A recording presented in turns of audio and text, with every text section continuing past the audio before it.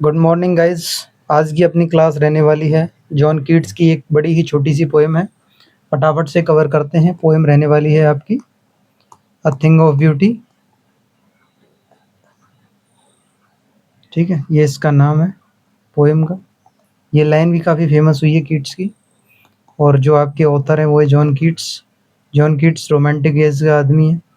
तो अपन हर बार की तरह क्या करेंगे, पहले थोड़ा सा कीट्स के बारे में देखेंगे, फिर पोएम को देखेंगे। ठीक है, चलिए इस तरीके से रहने वाली है अपनी जो है पोएम कुछ।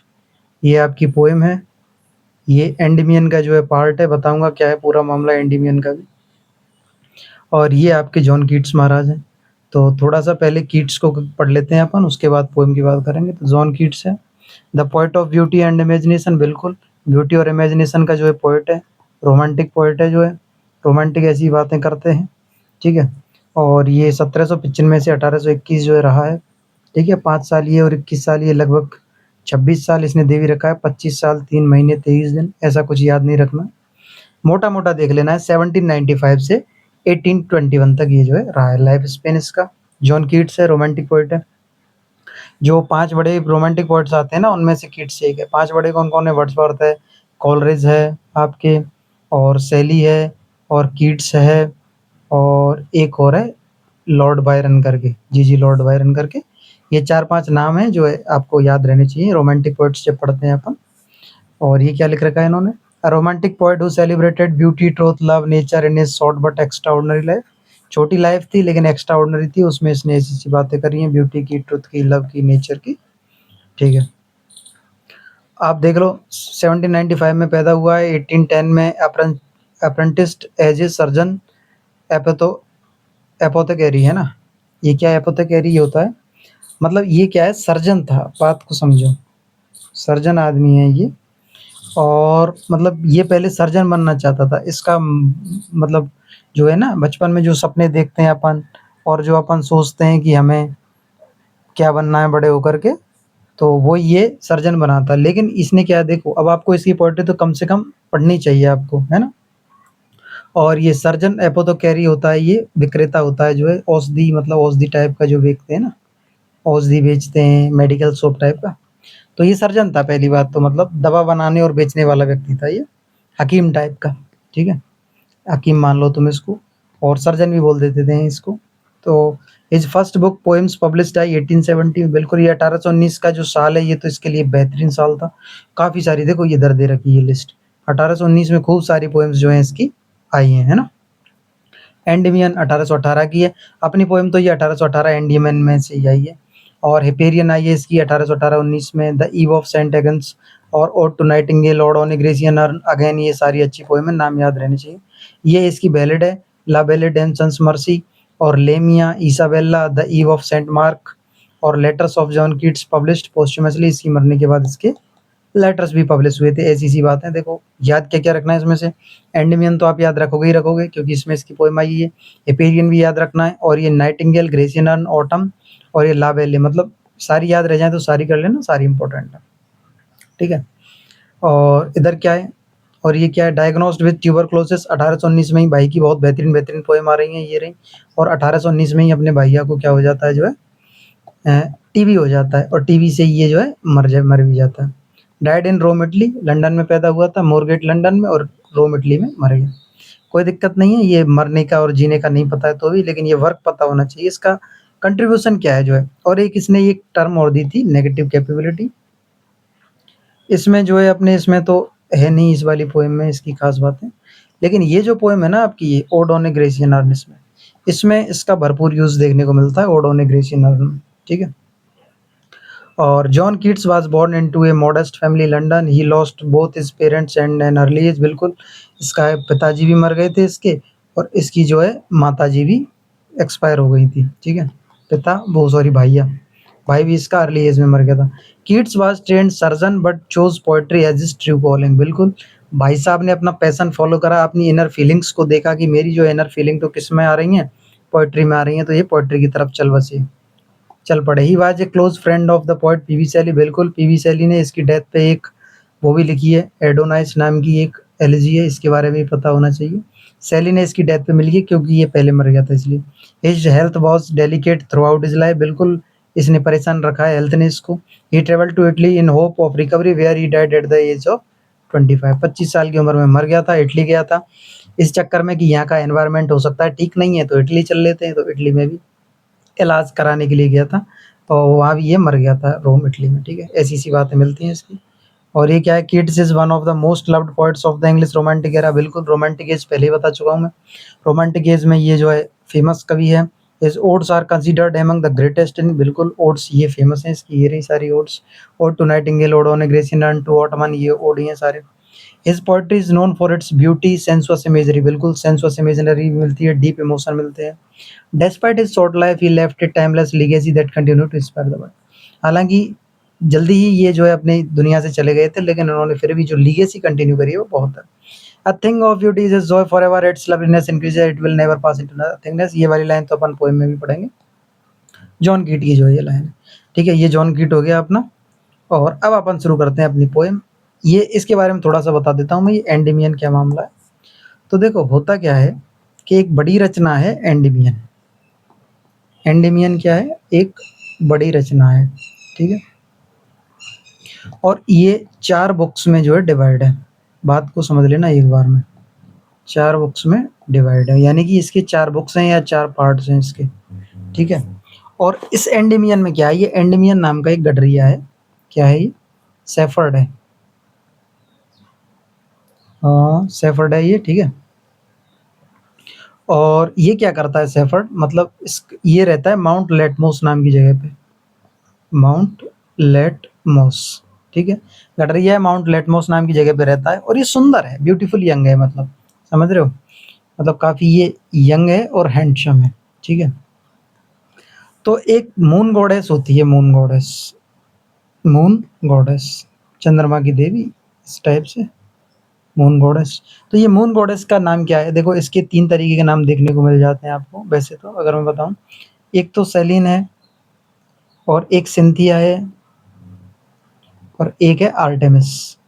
ये सारे नाम इस मून गॉडेस के देखने को मिल जाते हैं, लेकिन ये जो सिंथिया वाला नाम है ये काम में लिया है इस वाली पोएम में जो एंडेमियन है। तो ये है भैया अपना एंडेमियन, काफ़ी सुंदर है, मोटे मोटे नैनो वाला है। ठीक है, तो होता क्या है, ये पसंद आ जाता है इसको सिंथिया को। तो सिंथिया सोचती है कि ये ऐसे तो बुजुर्ग हो जाएगा और जो है मर जाएगा एक दिन, तो इसको क्या है, ये हमेशा के लिए नींद में सुला देती है, हमेशा नींद में। तो नींद में सुला देती है, तो उससे क्या होता है, इसको लगता है कि ये नींद में सोता रहेगा तो ना तो ये जवाब मतलब बुजुर्ग होगा और ना ही ये मृत्यु को प्राप्त होगा, ऐसा सिंथिया का सोचना है। ठीक है, तो इसमें क्या होता है, ये सोता रहता है हमेशा, तो ये सो रहा है, ये स्लीपिंग मोड में, आंखें बंद हैं अभी इसकी, है ना, और इसकी आंखें बंद हैं, तो इसको जो है ड्रीम दिखता है, एक ड्रीम विजन, सपना। और सपने में क्या है, सिंथिया और ये मिलते हैं, इसको यही सपना दिखता है रोजाना रात को, मतलब जब ये सोता रहता है और इसको सिंथिया के बारे में सपना, मतलब सपने में वो इससे मिलने आती है जो है सिंथिया। ऐसी कहानी चलती है इसमें। और जो ये एंडेमियन है, ये जो है डेडिकेटेड है वो है थॉमस चैटरटन को। ठीक है, थॉमस चैटरटन नाम का आदमी है, ये आर है, तो इसमें ये क्या है, डेडिकेट है इसके लिए। ठीक है, और आगे बताता हूँ मैं, अब चलते हैं अपन पोएम की तरफ, और कुछ नहीं बताना है मुझे। अब ये जो एंडेमियन है, ये एक 1000 लाइन की है, मतलब 1000 लाइन के इसके 4 पार्ट है, तो लगभग 4-5 हज़ार की जो है ये लाइन की हो जाती है। लेकिन इसकी जो है स्टार्टिंग की, मतलब बुक 1 की जो स्टार्टिंग की वो 24 लाइन्स हैं, वो ले ली हैं इसमें। बस यही है आपकी बात, इतनी ही बताना था मुझे। अब अपन चलते हैं पोएम की तरफ, लाइन बाय लाइन अभी फटाफट इसका एनालिसिस कर लेते हैं क्या है इसमें। देखो, फ्रॉम एंडेमियन से ली गई है, जॉन कीट्स की है। ठीक है, बुक 1 ये बताई दी मैंने। अब ये क्या कहना चाह रहा है इसमें, अ thing of beauty is Joy forever, एक जो सुंदर वस्तु होती है वो हमेशा हमें आनंद देती है, बिल्कुल सही बात है। ठीक है, it's loveliness increases, it will never pass into nothingness, इसकी जो मतलब सुंदरता है वो हमेशा बढ़ती जाती है और कभी भी ये नथिंगनेस मतलब खत्म नहीं होती है। बट स्टिल विल कीप, और ये हमेशा रखती है अ बावर क्वाइट फॉर अस, और मतलब ये क्या करती है, हमें बांध के रखती है। ठीक है, और मतलब ये क्या करती है, देखो यहाँ से देखो, इट्स लवलीनेस इंक्रीजेस, इसकी सुंदरता बढ़ती जाती है। It will never pass into nothingness, और ये कभी भी नथिंगनेस में जो है नहीं जाती है, बल्कि हमेशा बनी रहती है। ए बावर क्वाइट फॉर अस, और हमें बांधे रखती है, और मतलब हमारे लिए प्रोवाइड करवाती है। एंड स्लीप, क्या है, नींद, फुल ऑफ स्वीट ड्रीम्स, वही ड्रीम में ही वो पड़ा है अपनी, और ड्रीम की बात ये कर रहा है कि ड्रीम ये हमें प्रोवाइड करवाती है। क्या कोई भी सुंदर चीज़ जो होती है, जैसे मान लो ये है, अब आपके लिए सुंदर चीज़ कुछ भी हो सकती है। देखो, ऐसा होता है, सुंदरता देखने वाले की आँखों में होती है बिल्कुल, कि मतलब मजनू की नज़र से देखोगे तो ही लैला सुंदर दिखेगी, ये बात चलती भी है, काफ़ी पॉपुलर बात है ये। जैसे आप, ये आपकी प्रेमिका है मान लो, तो आपको ये सुंदर दिखेगी, एब्सोल्यूट सी बात है सुंदर दिखेगी, लेकिन ज़रूरी नहीं है ये मुझे, मतलब यानी कि लिटरेरी बाबा को ये सुंदर दिखे, ठीक है? क्योंकि लिटरेरी बाबा हो सकता है इन सब चीज़ों से ऊपर उठ गया हो। मतलब बात है प्रेम की, अगर आपके इससे प्रेम है तो आपको ये ज़्यादा सुंदर दिखेगी, इसको इससे प्रेम नहीं है तो हो सकता है इसको सुंदर दिखे भी, नहीं भी दिखे, ज़रूरी नहीं है, लेकिन आपको हमेशा सुंदर दिखेगी। तो वही चीज़ ये कहना चाह रहा है कि अ thing of beauty is a joy forever, एक सुंदर चीज़ हमेशा सुंदरता देती है, जो आपके लिए सुंदर हो, ठीक है? And health and quite breathing, और ये हमें क्या देती है? स्वास्थ्य देती है, अच्छी साँसें देती है, शांत श्वासें देती है, मतलब आप इसके पास जाकर के जो है अ, मतलब वो होता है ना, एनर्जी फ़ील करते हो, एनर्जेटिक फ़ील करते हो, वही वाली बात है। Health, quite breathing, therefore on every Morrow, और इस तरीके से हर सुबह आर वी ब्रीथिंग, हम साँस ले रहे होते हैं, और ब्रीथिंग मतलब होता है वो कि बना रहे होते हैं, या वो मतलब है इसका, जो माला वाला टाइप का अपन बनाते हैं ना, माला बुनते हैं या बनाते हैं, ऐसी बातें हैं, इसमें बुनना होता है ये ब्रीथिंग। ये तो श्वास लेना है, ये बुनना है, ठीक है? ऐसी बात है इसमें। ए फ्लावरी बैंड, अच्छा इसके मीटर के बारे में बताऊँ तो इसमें आयम्बिक पेंटामीटर है गाइस, ठीक है? आयम्बिक पेंटामीटर है, और हीरोइक कपलेट में लिखा गया है, ये देखो, double A, double B, double C, इस तरीके से इसकी जो है राइम स्कीम है, ठीक है? हीरोइक कपलेट में लिखा गया है आयम्बिक पेंटामीटर, हीरोइक कपलेट इसमें है जो है, ठीक है? ये आपको याद रखना है। मैंने बता दिया, मुझे मेरा ध्यान गया जैसे ही ब्रीथिंग रीथिंग पे, तो बता दिया। और ये क्या है, एक ऐसी माला बनाते हैं हम, जो हमको क्या है, पृथ्वी से जोड़ करके रखती है। दोबारा से देख लो, a thing of beauty is a joy forever, its loveliness increase, it will never never pass into nothingness. सुंदर चीज़ हमेशा आनंद देती है, कभी भी नथिंगनेस में नहीं जाती है, और हमें रखती है ये और हमें बांधे रखती है, हमारे लिए अच्छी नींद देती है, अच्छे सपने देती है, अच्छी हेल्थ देती है, और स्वच्छ सांसें देती है या शांत श्वासें देती है। और हर सुबह हम एक क्या है, माला बुन रहे होते हैं, मतलब फ्लावरी बैंड होता है, फूलों की माला टाइप का, to bind us to earth, जो हमें क्या है, पृथ्वी से बांधे रखती है, ठीक है? और अब इनके देखो, ये जितने भी हैं ना, यहाँ तक, ऑफ ऑल अनहेल्दी, इन सब के बावजूद, समझ लेना एक बार में, इन सब के बावजूद, कि स्पाइट ऑफ डेस्पोंडेंस, निराशा के बावजूद, ठीक है? और of the inhuman dearth, dearth होती है कमी, और मतलब अच्छे लोगों की कमी के बावजूद, of noble natures, of the gloomy days, और इनकी अधिकता है, अंधकार वाले वाले दिन या बुरे दिनों की अधिकता के, of all unhealthy and over darkened ways, और हर तरीके के मतलब अस्वस्थ या बेकार या अप्रिय एंड ओवर डार्कन्ड वेज, और जो मतलब बुरे तरीके से अंधेरे से भरे हुए रास्ते हैं, कुल मिला के नेगेटिव चीज़, इतनी सारी नेगेटिव चीज़ों के होने के बावजूद भी, made for our searching, yes in spite of all some shape of beauty moves away the pall, pall होता है पर्दा या कफन टाइप मान सकते हो आप। ये आपसे ऐसे भी पूछ सकता है, इस तरीके से लाइन दे देगा पूरी, और इस पाल को क्या है, वो कर देगा, मतलब fill in the blank type का रख देगा, और आपको ये सेलेक्ट करना पड़ेगा कि जो है पाल आएगा इसमें, ठीक है? ये क्या करती है, इन सब के बावजूद, किस किस चीज़ के बावजूद? निराशा के बावजूद, अच्छे लोगों की कमी के, बुरे दिनों की अस्वस्थता के, और अंधेरे रास्तों के बावजूद, है ना? मेड फॉर अवर सर्चिंग, ये हमारी किसको, सर्चिंग को बना कर रखती है, कैसे बना के रखती है देखो, some shape of beauty moves away the pall, तो कुछ जो है सुंदर चीज़ें हैं वो हमारे आँखों के सामने से इसको हटा देती हैं, जैसे हमारे भ्रम को दूर कर देती हैं, हमारे भय को दूर कर देती हैं, होता है ना? जैसे मान लो कोई आकृति है यहाँ पे, आप यहाँ खड़े हो, आप इस आकृति को देख कर के भयभीत हो रहे हो, ठीक है? कि म मान लो कोई हॉरर टाइप की आकृति है, इसके ऐसे सींग लगे हुए हैं, ये कोई जानवर टाइप का है, आप इससे डर रहे हो। लेकिन कोई ब्यूटी की चीज़ आई और इस पर्दे को आपकी आँखों के सामने से हटा देगी, तो आपका डर दूर हो जाएगा कि नहीं हो जाएगा? और आपको सामने सन, मून, मतलब हर तरीके की सुंदर चीज़ें दिखने लग जाएँगी। Some shape of beauty moves away the pall from our dark spirits, हमारी जो है अंधेरी आत्माएँ, या फिर मतलब हम जो है डार्क में पड़े हुए हैं, इस तरीके से उसको क्या हटा देती है, पाल को हटा देती है। Such the sun, the moon, trees old and young sprouting a shady boon, जहाँ पे क्या है, जब ये पाल हट जाएगा तो क्या है कि सूरज है, चंद्रमा है, और नए पुराने पेड़ हैं, स्प्राउटिंग ए शैडी बोन, छाया दे रहे हैं, मतलब एक खुशनुमा माहौल दिखाया है इसमें।